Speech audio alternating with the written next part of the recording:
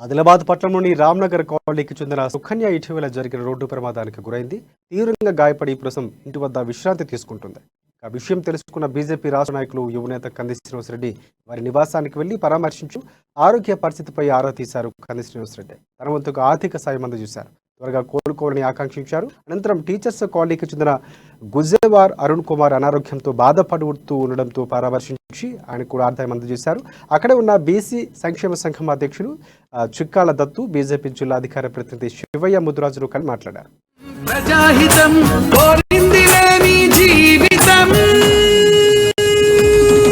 KSR KSR we are with you KSR KSR KSR we are for you KSR Seenanna Seenanna we are with you Seenanna Seenanna Kandi Seenanna we are for you Seenanna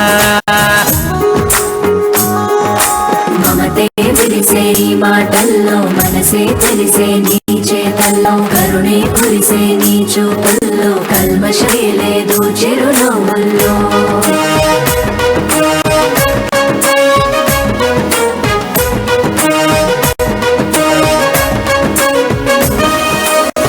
Adilabad ప్రజలే నిన్ను కన్నవారి తీరుగా ఆదరించగా నీకు అండ నిలువగా